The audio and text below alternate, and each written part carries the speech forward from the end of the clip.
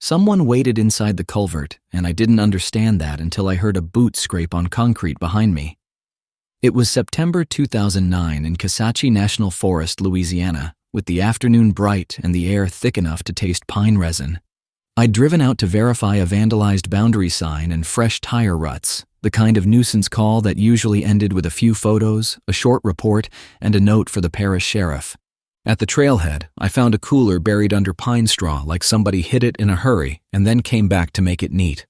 Inside sat wallets, keys, and 2 phones wrapped in plastic. Beside them lay a folded map with forest road numbers marked in pencil and 3 dates circled in red like reminders on a calendar. A mile farther in, my partner lay face down on the sand road, and the handheld radio beside him hissed without an answer. When I tried to call dispatch, the channel stayed busy with a calm voice reciting those same road numbers in the wrong order, like directions meant to pull me deeper. I stepped back from my partner and saw boot prints pacing in a half circle around him, stopping where my own prints began. Then I saw movement in the culvert up ahead and realized the voice on the radio belonged to the man waiting there. Let me walk you through what really happened that day. At the time, I was 34 and I wore the badge for a living. Most days, my job meant gates, signs, and people who swore their campfire was cold and their dogs were friendly. I covered a wide piece of pine country, and I did it in a government pickup that already had 170,000 miles on it, a stiff suspension, and a heater that worked when it felt like it. My name is Owen Harrow. I worked out of a small Forest Service office near the edge of the district, close enough to hear trucks on the highway, but far enough that visitors treated us like we lived in a different world. In Louisiana, the forest doesn't feel like mountain country. It feels low and flat and ordinary, which makes it easier for people to believe nothing truly bad can happen there. That September, we had 3 missing person cases tied to our area, and none of them sat right. 2 birdwatchers, a retired couple, disappeared off a marked trail in July. Then a 16-year-old on a dirt bike vanished in August after he told his mother he was just going to ride the service roads and be home before dark. The sheriff's office ran searches. Volunteers walked grids. Dogs worked the ditches and the edges of ponds. Nothing came up, not even the kind of small mistake that usually shows you where someone turned around. People love to say grown adults do dumb things outdoors. They say it like it explains everything. I didn't buy it then, and I still don't. Those 3 didn't vanish because they forgot water or wandered off to look at a bird. That morning, our dispatcher, Rosa Landry, told me someone had sprayed paint across a boundary sign and cut a fresh set of ruts around the gate at the Kincaid Loop trailhead. She sounded tired in the way dispatchers sound when they've been listening to the same worries for months, and none of the worries ever get solved. "Owen, you and Marcos can take it," she said. "Sheriff wants photos and a plate if you get one. They're treating it like vandalism, but you know how they are." Marcos Duran was my partner that day. He was 29, former Army, steady hands, and the kind of calm that made bad scenes feel smaller until you looked hard at what you were actually seeing. He wore his uniform like it mattered, even when we were just driving out to tell someone to stop cutting firewood in a closed area. He met me at the truck bay with 2 bottles of water and a bag of jerky, like it was any other patrol. He glanced at the assignment sheet and then at my face. "Sign again?" he asked. "Sign in ruts," I said. "I don't like the timing." He didn't ask what I meant. He nodded once, like he'd been thinking the same thing and didn't want to give it more oxygen than it deserved. We rolled out a little after 10 a.m. The day looked harmless. Sun through longleaf, a pale blue sky, sandy 2-track roads, and the usual trash at pull-offs. A beer can glinting in the ditch. A torn grocery bag hung on a low branch like a flag. I tried to tell myself it was just vandalism, just bored people in a forest that gave them too much space and not enough consequences. On the way out, I kept catching myself looking at places where you could pull a vehicle off and disappear behind brush, and I didn't like that either. The missing cases had trained my eyes in a bad direction. Once you start seeing the forest as a place someone can hide a person, it is hard to go back to seeing it as scenery. At the trailhead, the boundary sign sat on the ground like it had been knocked down in a tantrum. Somebody had yanked the posts and tossed them into the ditch. Fresh tire tracks bent around the gate and headed deeper, the sand still sharp at the edges. Marcos walked the tracks, squatted, and brushed the sand with 2 fingers like he was reading a page. 2 vehicles, he said. Different tread. One heavier, one narrower, maybe a smaller truck or an older sport utility vehicle. I took photos of the damage and the tracks, then stepped off the road to check the ditch line and the vegetation. That's when I saw pine straw disturbed near a palmetto clump, not scattered the way wind does it, but piled and pressed, like someone had used a rake and then patted it down with their hands. I dug with my gloved fingers and hit plastic. It wasn't a bag. It was a cooler, white and scuffed, pushed into the dirt and then covered like a grave that didn't want attention. No ice, no smell of food, just the dead, clean emptiness of a container used for something else. Marcos came over and we opened it together.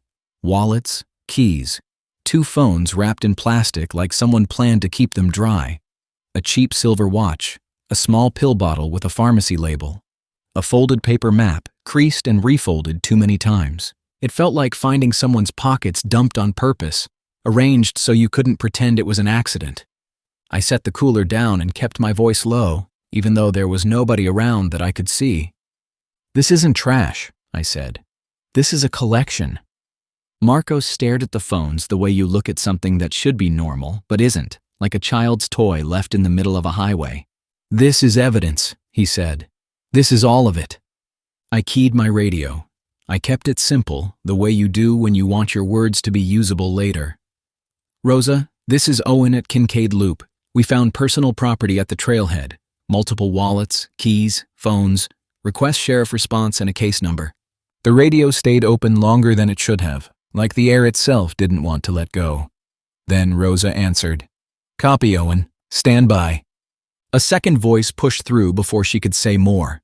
Male, calm, not Rosa, not anyone I knew. The words came slow, like he was reading from a note or reciting something he'd practiced. 358-917-361. I froze with my thumb still near the button. Marcos looked at me, then at the radio, like he expected me to explain how a stranger got onto our frequency in the middle of nowhere. I tried again. "Rosa, you hearing this?" The calm voice continued, unhurried, steady, not loud, not panicked, not angry. 358-361-917. Rosa's voice returned, tighter than before. "Owen, hold. Sheriff is en route. Are you safe?" Marcos leaned in close enough that I could smell the coffee on his breath. "Stop transmitting," he said. "We move." I didn't like leaving that cooler sitting there. I didn't like standing at a trailhead with a stranger talking over our channel either. We closed the cooler, marked the spot on my handheld unit, and got back in the truck. Marcos watched the mirror like he expected a vehicle to come flying down the sand road at any second.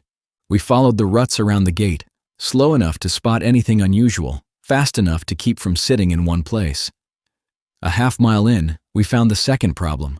A small strip of orange flagging hung from a branch, bright against the green.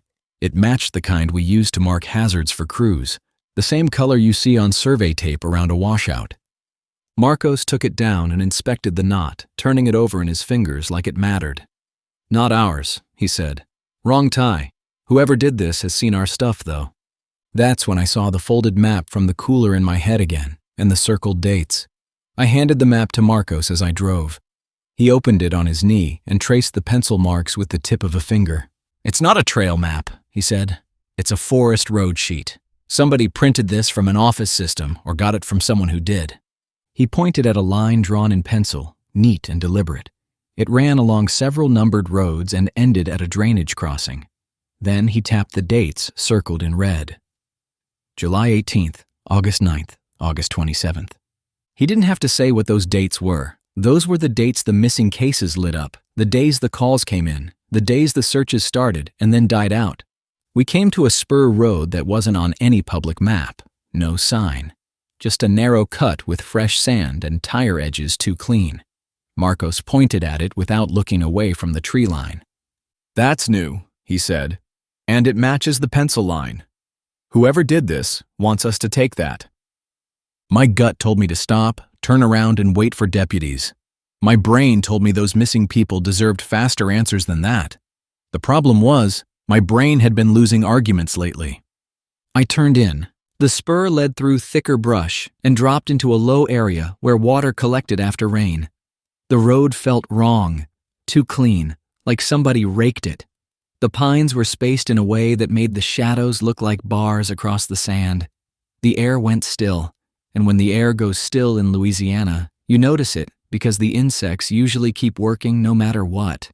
We rounded a bend and saw the orange flagging again, tied higher this time, the kind of height you'd pick if you wanted it visible from a truck window. Marcos held his radio away from his mouth and spoke quietly, as if volume changed anything. "Owen, whoever did this wants us to follow it." "I see it," I said, and my voice sounded too normal for the way my stomach felt. We drove another quarter-mile and came to a straight stretch. Sand road, pines, no wind. Then we saw the body. Marcos was out of the truck before I fully stopped. He moved fast, then slowed, like his mind had to force his feet to accept what his eyes already knew. He knelt by the man in the road. "Stay back," he said without turning, and his tone changed. It went flat, professional, and cold. I saw the uniform shirt and my throat tightened. It wasn't one of ours. It was Parish. Deputy Eddie Cormier from Rapides Parish, a man I'd stood beside at briefings, a man who laughed too loud and complained about paperwork like it was a sport.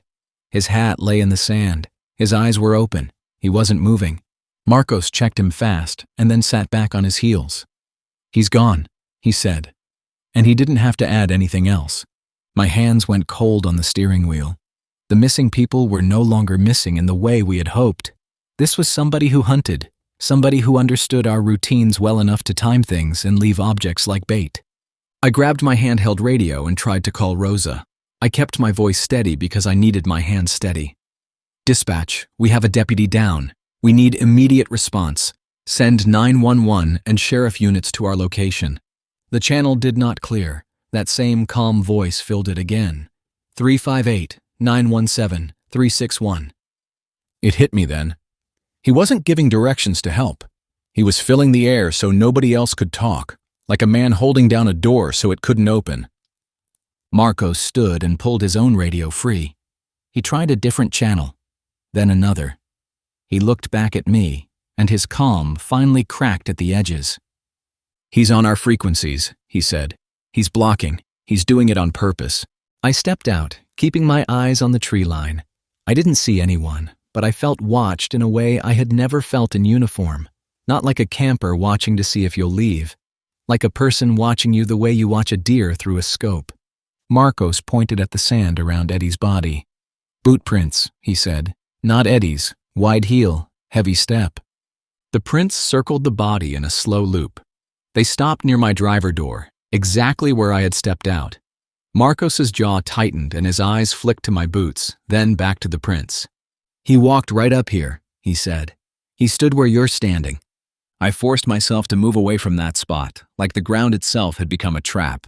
"We need out," I said, and I hated how small my voice sounded. Marcos nodded once. "Back the truck." I climbed in, put it in reverse, and hit the gas. Nothing happened. The engine revved. The truck did not move. The sensation was wrong, like trying to run in a dream and discovering your legs don't belong to you. I tried again, same result. Marcos yanked the door open and ran to the back. He crouched under the rear axle, then moved to the front and leaned into the wheel well. He popped up, eyes wide, and for the first time that day, I saw true fear on his face. "Brake line's cut," he said. "He did this. He cut it clean." I stared at him, and my mind did the math faster than I wanted. If he cut the brake line, he'd been close. If he'd been close, he'd watched. If he'd watched, he'd planned what I would do next. "We're on foot," I said. Marcos grabbed my arm firm. "Keys," he said. "Grab your keys and your spray." I kept capsaicin spray in the door pocket. We carried it for aggressive people at campsites, drunks who didn't want to leave, and the occasional dog that came in too hot. I never thought I would use it for anything else. Marcos did something that made my stomach twist. He took Eddie's service weapon from the holster. He did it like a man who hated doing it, but refused to die polite. "We go to the drainage crossing," Marcos said. "It's on the map. That's where he's running this from." I didn't like heading toward a spot the map pointed to. I didn't like standing in a road with a dead deputy and a sabotaged truck either. We moved into the brush on the passenger side and angled away from the road, using trees as cover. Marcos led. I followed his boots, stepping where he stepped, keeping my head up and my ears open. We covered maybe 200 yards when a sharp crack snapped through the pines. Marcos jerked hard and dropped to one knee. I dove behind a stump, heart hammering so loud it felt like it could give me away. Sand sprayed my face. The shot wasn't random. It was placed. Whoever was shooting knew how to wait. Marcos looked back at me, and his eyes held surprise more than pain, like he couldn't accept the math of it. He tried to speak, and only air came out. His hand tightened around the deputy's weapon and then weakened. I crawled to him, keeping low, trying to make myself small. His shirt soaked dark at the side, spreading fast without any of the drama you see in movies. It was just fabric changing color. His lips moved. "Owen," he whispered, "don't go back to the truck." Then his hand went loose, and his gaze went past me, empty. I stayed with him 1 second longer than I should have, because people don't want to leave their own behind. Then another shot hit the stump above my head and forced me to choose. In that moment, it wasn't bravery or discipline. It was instinct, sharp and ugly. I ran. I didn't sprint down the road. That would have made me a clean target. I moved through brush, cutting angles, using trunks as cover, and every few steps I stopped just long enough to listen. My lungs burned. My mouth went dry. The forest smelled sweet and normal, and that made it worse. The calm voice on my radio continued its numbers, steady as a metronome, as if the world was still operating under rules. I didn't answer it. I didn't beg. I focused on distance and cover and the one idea that remained. Get to the drainage crossing. Get line of sight on whoever had the radio and the gun. Get a message out, any way I could. I cut back toward the road, staying parallel.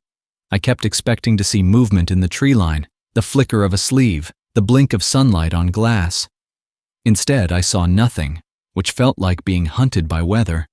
The road dipped ahead where it crossed a shallow ditch, concrete pipe wide enough for a man to crouch inside, a culvert that most people would never look at twice. That's when I saw movement in the dark mouth of it. A shape shifted deeper in the pipe. A boot sole flashed once, pale against the shadow. Then it was gone, swallowed by the darkness. I raised my spray because it was all I had in my hand that felt like control, and I backed away, slow, careful, trying not to step where he wanted me to step. My radio stopped hissing for the first time since Eddie's body, and the silence hit like a door closing. A man spoke, close enough that I didn't need the radio. "Ranger," he said, "you can come talk." He sounded calm, like he wanted to settle a parking dispute. He sounded like a man who knew he had time. I didn't answer. I stepped sideways, keeping the culvert in view, and felt my heel catch something in the sand. A wire. I froze and looked down. A thin line ran from the sand to a stake in the ditch. Not a bomb, not anything dramatic. Just a simple snare line meant to yank your ankle and drop you into the ditch right where the pipe lined up. A trap for panic.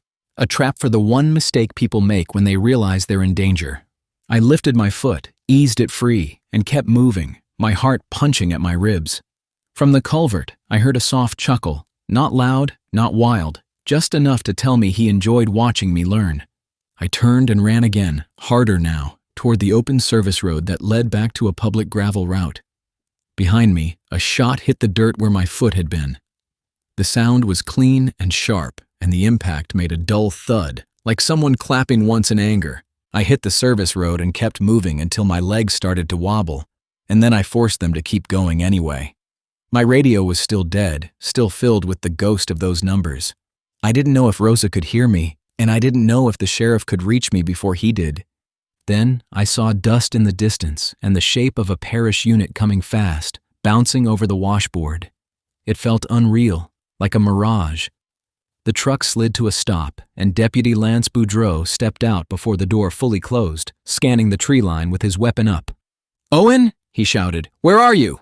I stepped into view with my hands high because I didn't want to be mistaken for the threat in a forest that had stopped making sense. My chest heaved, and my uniform stuck to my back with sweat. "Culvert," I said, and I had to swallow to make the words come out. He's in the culvert. Marcos is down. Eddie is down. Boudreau's face tightened and his eyes went hard, the way they do when a man's mind locks onto a single task. He started toward me, then stopped when the radio in his vest began carrying that same calm voice, the road numbers again, steady and wrong. Boudreau looked at his radio like it was contaminated. "He's transmitting," I said.